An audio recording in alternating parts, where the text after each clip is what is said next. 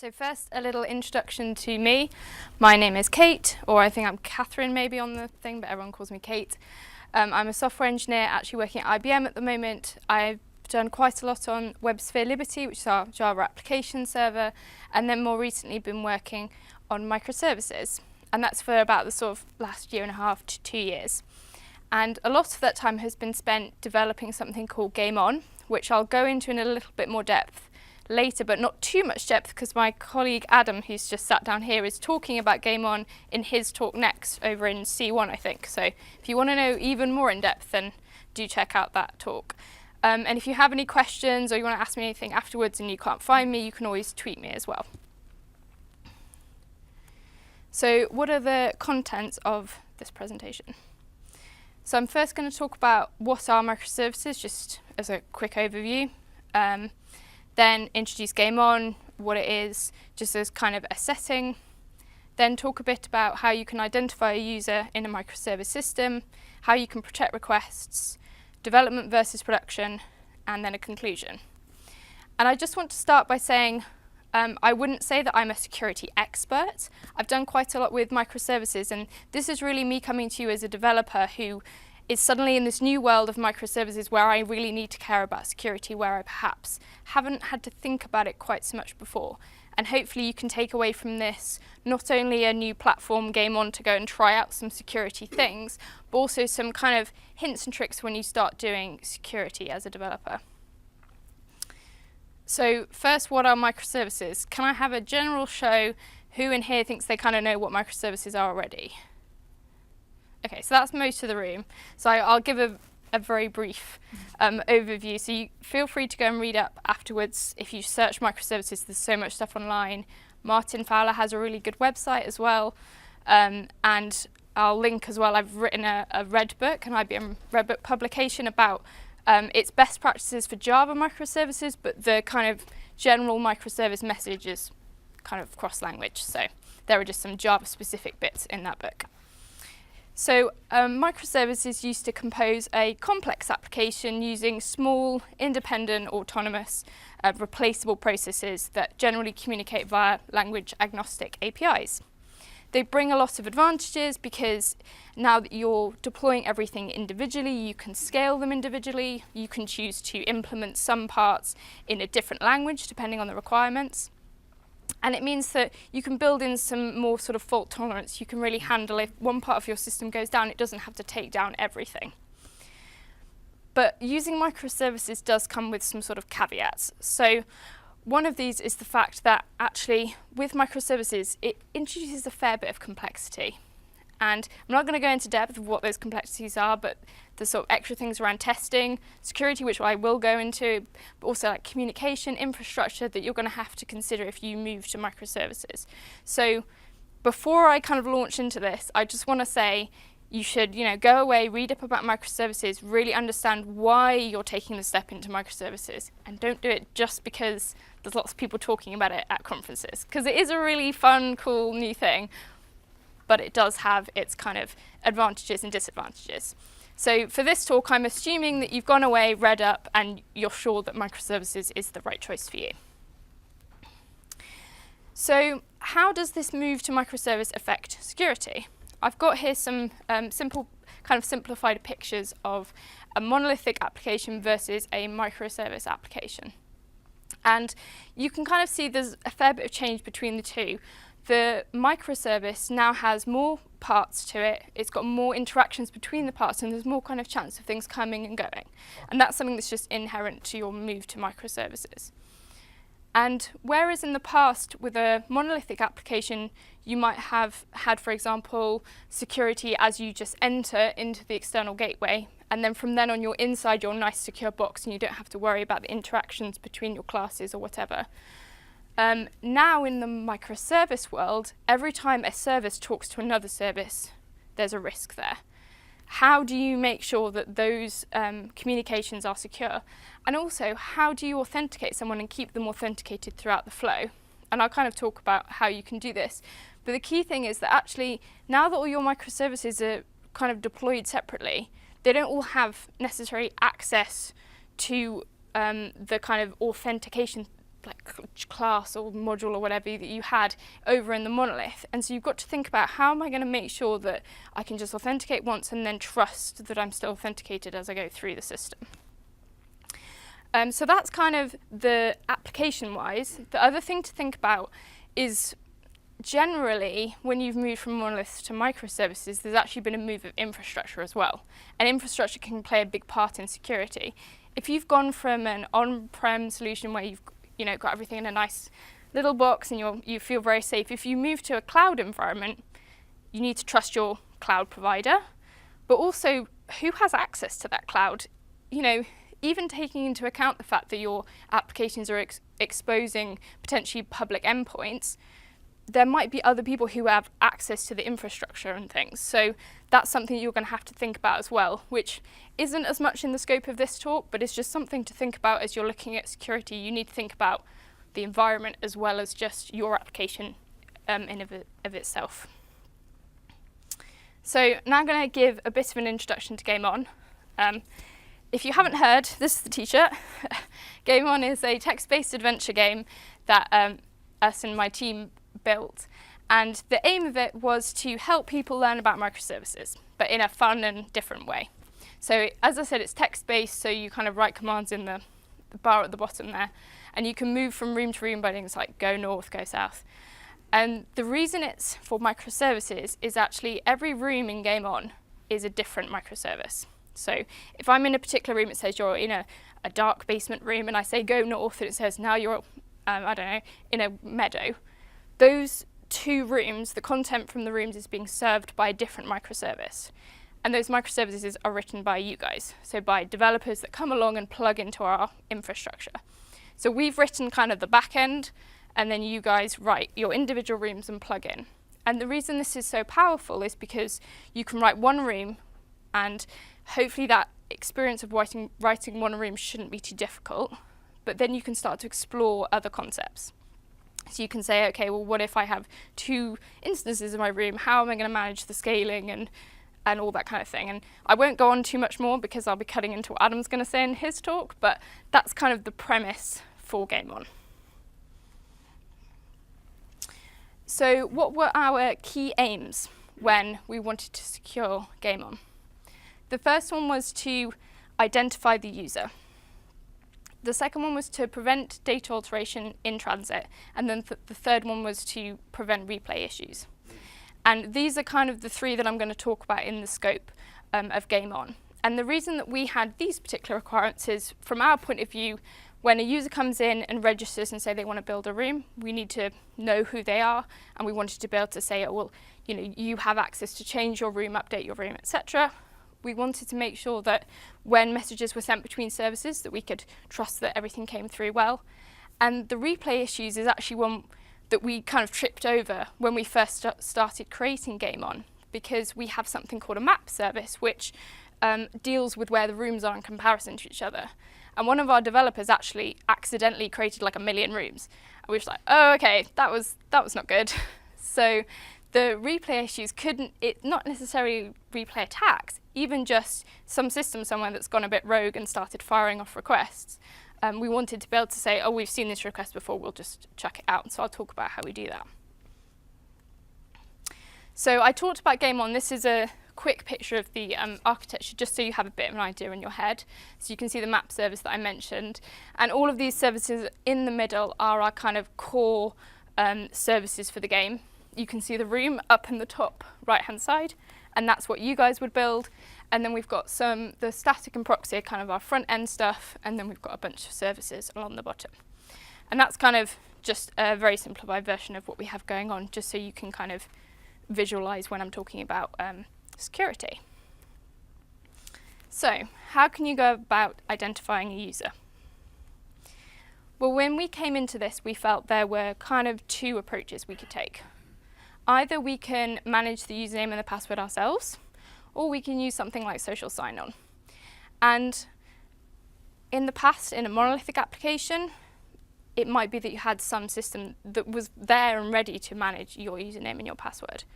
But in this new world, not only are you now potentially, as a team, only creating one part, so you might not want to have to deal with that piece, but also you might be part of a kind of larger chain of microservices or something. So in some ways it's nice to be able to find a solution that is a bit more global, and that's where the social sign-on is quite nice, because we're working with real people, and a lot of developers out there are quite happy with using social sign-on, and we'll have hopefully at least one of these things. GitHub probably is the most likely for a developer, but so this is what we decided to do for Game On, and that's the actual pitch of the login page there. So let's check how much time. So this is a picture of how we authenticate with our third-party auth services, just to kind of show you the flow that you can go through in order to authenticate.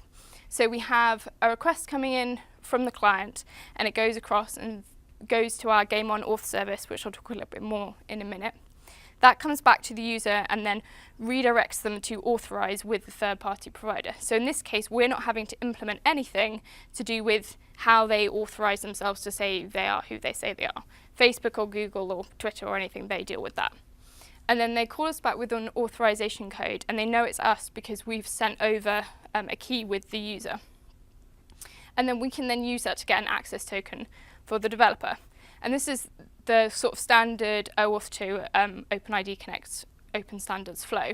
And we chose to use this because A, open standards are really good, and B, it means we can use a similar flow for all these different providers. They all use the same thing. So from us and our learning standpoint, it just makes things a little bit more simple. So back to the picture of our architecture. You'll notice we had the auth service over there that I just mentioned. So the reason we have an auth service is kind of twofold. One, because we felt that actually in the future we might want to, say, create like a mobile app for Game On if it got really popular, and we don't want to have to re-implement authentication in the front end every single time. So keeping that layer of separation between your front end and what you're doing with authentication is a really good idea. The other reason is because actually we didn't want to kind of muddy the other services with information about how our third-party authentication works. If we suddenly found out that, for some reason one of the third-party providers was doing something that we felt was unsecure, we want to be able to take that out as quickly as possible. So by having that auth service there, we just have to change one service. And it comes back to kind of everything that you need to think about when you go into microservices, that if you need to change something, you should only have to change it in one place. So it kind of comes back to that. So once we have the identity of the user, how are we then transporting it around? And in this case, we've chosen to use JSON Web Tokens or JWTs or JOTs, depending on who you talk to, they say to pronounce it differently. I'm going to go with JWTs today, I think. So a JSON Web Token is used to carry some representation of some information. You may have heard of them before. They're definitely not a new technology with microservices, but I think they're actually particularly useful for microservices. And they contain certain claims such as issuer, subject, and expiration time that you include inside the information. And the aim of a JSON Web Token is so that you can know that the request was initiated by a specific user and then who that user was. And when you have your JSON Web Token, you should definitely do some sort of validation. So one of the key things to validate is against time. So you'll notice there's some nice time-related fields in JSON Web Tokens that you can make use of. For example, IAT is the time that the JSON Web Token was created, MBF not processed before, and expiration time. So you should be checking each of these. So when your web token arrives, you should say, okay, do all of these fit? And if they don't, then you need to do something about that. The other thing that we are doing is using JSON Web Signature, because we can create a JWT and pass it through. But if it turns up, how do we know that nothing within those claims has changed? And that's where the signature comes in. And you can sign a JWT with either a shared secret, so for example using something like HMAC, so that would be a symmetric secret and you both know it, or with a public-private key pair. And this can be any public or private key pair. If you have an SSL cert with a public key, then that might be useful to you. So how do we use them in Game On? Well, in Game On, we're using the access token that I talked about earlier that we got for our user, and we use that in the JWT. So that's how we know who you are when the request comes in. And then we're signing it with the gameontext.org certificate, so the SSL certificate. The reason we chose to do this is because A, it means that we didn't have to create a new public-private key pair. We can use the one we've got already. And B, our public key for our SSL certificate is very well known. So when we want to send our JSON Web Tokens to people who have a room, they can then validate that it's us. So in between our own communications, we can do other things that I'll talk about in a minute to validate that we know who we are. But it's a useful thing to be able to say to anyone, if you come and extend Game On, then you can validate that it's us that's talking to you and not someone else. And then all the system services deal with JWTs. So for example, if you come into proxy, which is sort of the front end, and then make a request into player, we are validating the request using signed JWTs. So here's an example of just some code from Game On. This isn't the exact code. If you want to go look at the exact code, it's all open source on GitHub. I'll put up a link at the end. But this is kind of a simplified version because the actual code's a bit longer.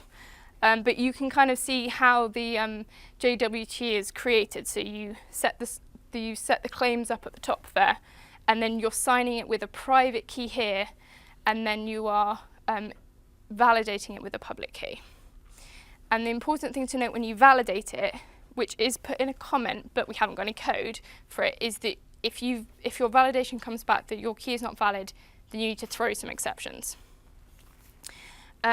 The other thing to note is that there's a set header param at the top, which is setting sort of a hint to say how to decrypt or decipher what the JWT is. That should always be a hint. You might have heard there was some issues where people were passing in none and then assuming there was no sort of signing going on of the JWTs and just saying, oh, it's fine, I'll just pass it through.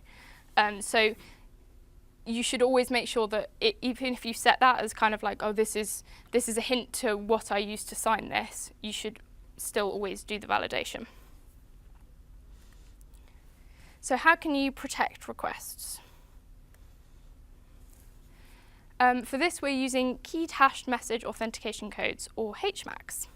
So if you haven't heard of them, basically a HMAC is where you take the request attributes, or like request headers for a request, and then you hash them and use a shared secret to digitally sign the hash. And then when you pass it through, at the other end, all of these attributes are then rehashed and then validated to make sure that the two things match. And for this, I think the important thing to know is what you're using for the secret. So I'll talk about Game On a little bit more in a minute, but in Game On, we are very careful about what we're using to sign these hashes if we're passing them around, because this is using a symmetric signature. So it means that if someone else knows what they're signing it with, then they can grab it and then put in a new sort of fake request and muck around with it. So you need to be careful what you're doing. They're used to authenticate services and then verify that the message contents have also not been altered, and to prevent replays. I'll talk about how you can prevent replays in a minute. So this will help you protect your headers in your request. The other thing is you can actually use this to protect the body of your request as well. So you could actually take a hash of the body of your message, put that into your header, and then include that in what's then being hashed. And in that way you can protect both the header of your request and the body of your request from kind of being messed with in transit. So HMACs in Game On. So in Game On, we're using them in kind of two different places. The first one is service-to-service operations. So for example, if the proxy is calling map, and this is where the thing about replays comes in. So in this case, we want to prevent people from doing replays. And there's a couple of ways you can do that.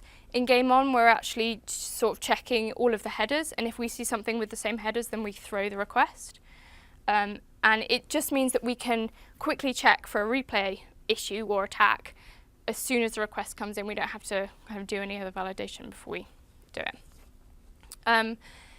So we're using that when we're going to map. And then the second one is from mediator, who mediates and talks to rooms, but mediator talking to a particular room, and we're signing that with a secret as well, so that the people who write rooms can validate that nothing has changed in the request that's come in.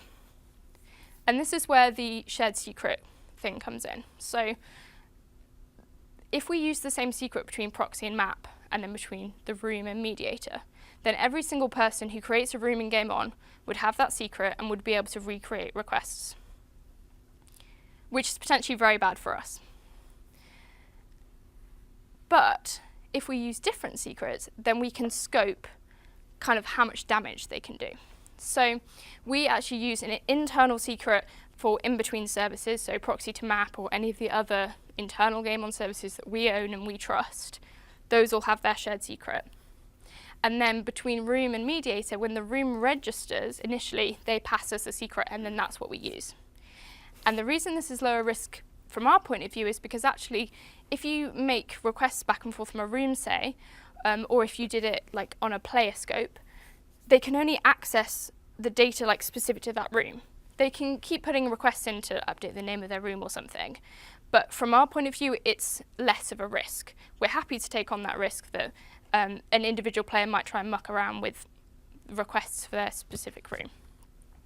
So we are using shared secrets everywhere, but we are using different shared secrets because we scoped them.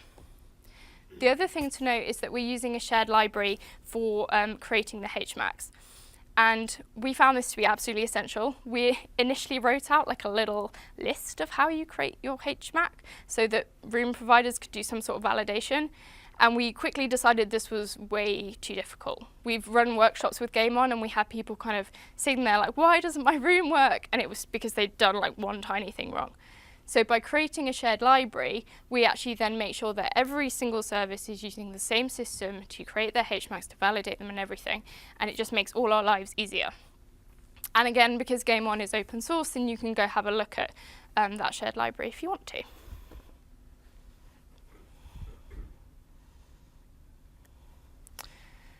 Okay, so I've kind of talked a little bit about how in Game On we're getting the user identity and how we're kind of protecting requests as they go over the wire. And now I'm going to talk a little bit about some of the issues we've had around development versus production. So there were two problems that I'm going to talk about. We had all sorts of things going on, but these are the two I'm going to talk about here. The first one is accessing third-party services in development. So we're very keen on the idea of, being able to do as much as possible in a developer laptop and then be able to see the same results when we're up on Bluemix. And we needed to work out a nice way to kind of authenticate people when they're working locally and let them use third-party services. And in this case, we're injecting sensitive data in our DevOps pipeline.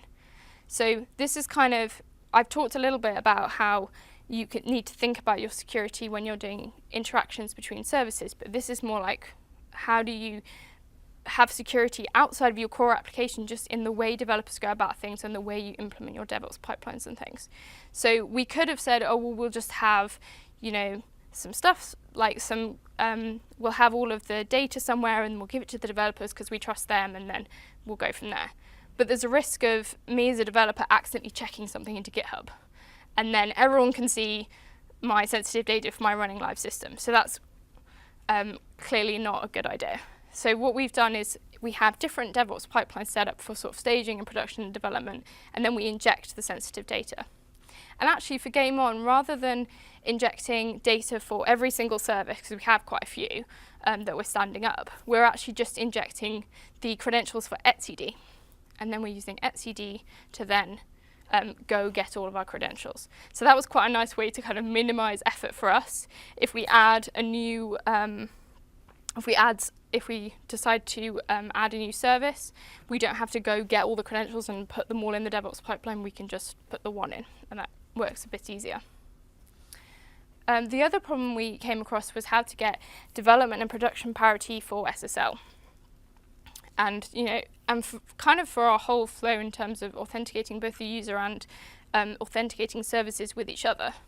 We didn't want to have to share sensitive credentials with developers, especially because we wanted to be able to allow people who wanted to create apps for Game On to come in and run Game On themselves on their personal laptop. So you as an external developer to my team can come along, download all of Game On and stand it up locally.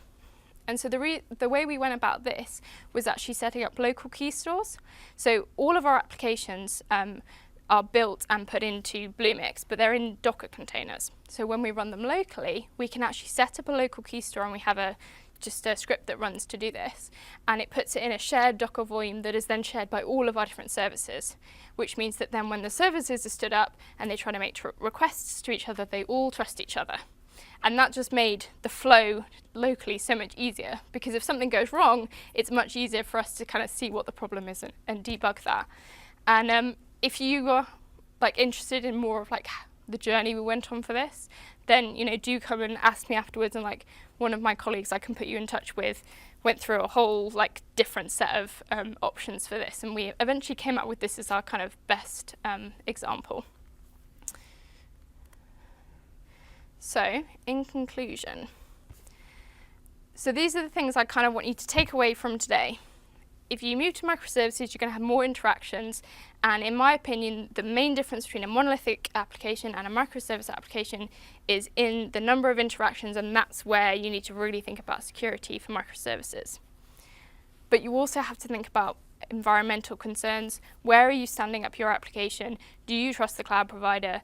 Do you trust the other people who are on the cloud? And what does that mean for security?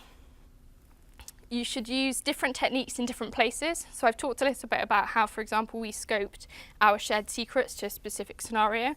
And we're actually not using HMACs, for example, everywhere. We're just using them in the places that we felt were the highest risk. And for Game On, because it is a test app and it's kind of a place to play things around, there are areas where we tried out kind of different security techniques and seen, actually we're not going to do the fully fledged thing in this place, but this is the piece that we felt was important for this particular interaction. So you need to really understand kind of the interactions. Centralize using common services or libraries. So I talked about 2 examples where we do this. So the first one was using a centralized auth service as the kind of proxy for then talking out to all of the third-party auth providers. When we separated that out, it was originally in with Player, I think, but when we separated that out, it just made things a lot easier. And then now if you want to change things, it's going to make our life a lot easier in the future. And then the other example was using the shared library as well, which just makes sure that all of the services are doing the exact same thing. And then the final thing is do it early. This is something that I know is sometimes difficult because microservices, there's so many things to think about at once. But I really think that actually if you think about security as soon as you start writing your application, as soon as you start designing it, then you can design it in a way that will make it more secure. And it might be that you have extra constraints to consider. For example, if you have certain data that needs to be in a certain location because of sort of government laws or things like that, then you can really build that in. With Game On, we kind of thought about it from the beginning, but we didn't do as much of the implementation until a little bit later, and we really found a bit of a struggle to kind of crowbar everything in. So definitely do it from the beginning, and that will just make your life a little bit easier. So that's all I have for you. If you want to go play Game On, then there's a link there. If you want to come and build a room for Game On, then there's also another link. We're definitely kind of trying to explore more in terms of security in Game On. So if you want to come and have somewhere that's a little bit safer for you to try out your security kind of experiments, then do feel free to come over. And we also have a Slack channel as well that you can get to from Game On Text and come and ask us questions about what we did, or come and tell us if you think there's something that we should improve in the game. You can also go to WASDev.net if you want to learn about Liberty, which is what most of our core services are running on top of at the moment. And then there's a red book as well, which I helped to co-write. The other thing I want to mention just quickly is Game On, most of the core services are in Java, but loads of the rooms are in different languages. So if you don't want to write stuff in Java, that's fine. I happen to be a Java developer, so that's why we wrote most of the core services in Java, but feel free to come and write them in different languages. We've got some like Go ones, we've got JavaScript, etc. So that's about it for today. Do you have any questions? Yeah. So the shared services that your core, the shared secret, Yes. core services you're basically domain trust there. You're not using any kind of proxy authentication, are you? The JWT is just a token pass around the documents, and so obviously if I've got hold of that, now I can pretend make requests to other core services and say I'm doing it on behalf of this user. So there's no notion about sort of re-signing or service granting. Yeah, so for Game On, I'd say the main thing that we're very careful with our JWTs, we thought a lot about the time that we wanted them to live. And actually for Game On, I think it's about 12 hours. Like it's quite a wide window. And the reason for that is just around what is the risk. And for us, the risk there is not that high. And so we decided to make the window quite wide. In terms of the authentication service, so we own that authentication service that's making the requests in. So once it has kind of a token there, then we're using that. There are other parts of the application where we're actually not using, we're not signing with a shared secret, we're signing with API keys as well. So there is some other kind of elements. To a certain extent, Game On is a little bit of a sort of mishmash of some security things, just because we've been trying out different things. Does that answer your question? Yeah? I had a second one, but Can I pass the microphone for it as well, because it's Cheers. Yeah, slightly off topic.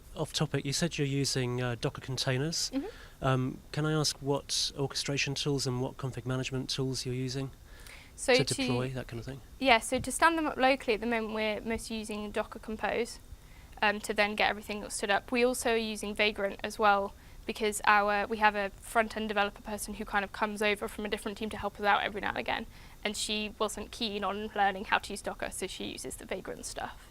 So that's how we're standing up locally. Adam can correct me if I'm wrong, but I believe when we're pushing them up to Bluemix, we're then standing them all up just using IBM Container Services. The piece we haven't added into Game On yet is the scaling, and I think that's what you're asking about, orchestration. And Yeah. I think we'll hopefully be looking at something like Kubernetes maybe, Sure. but we haven't got that in yet, so we haven't decided. So if you have any thoughts on, what is a good approach, then feel free to come and, give us that input. It's definitely a work in progress. The thing we've definitely learned from Game On is that there's so many different things to think about in microservices, and so we've kind of been trying to tick them off, but orchestration of containers, we haven't quite got there yet. Thank So, you. did you want to go back there or?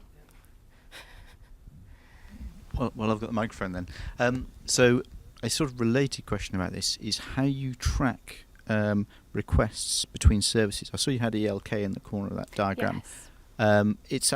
It seems to be quite a tricky problem is tracing requests. Can you just talk a little bit about? I mean, I don't want you to anticipate what anything your colleague will say, but can you talk a little bit about that? Yeah, so we're actually, when requests come through, they're all being logged and put into Logstash. So we have Logstash hosted in Bluemix. And then we can use things like Kibana and Grafana on top of that service in order to kind of work out where where things are going through.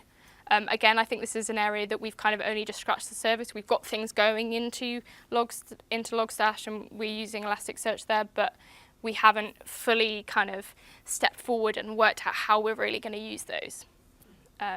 So that's we've kind of put in the infrastructure without quite getting to the point of fully understanding how everything's moving around.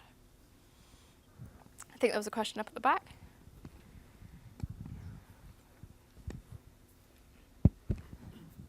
So with JWT, is that going kind of outside the boundary of your network, i.e. to the client? And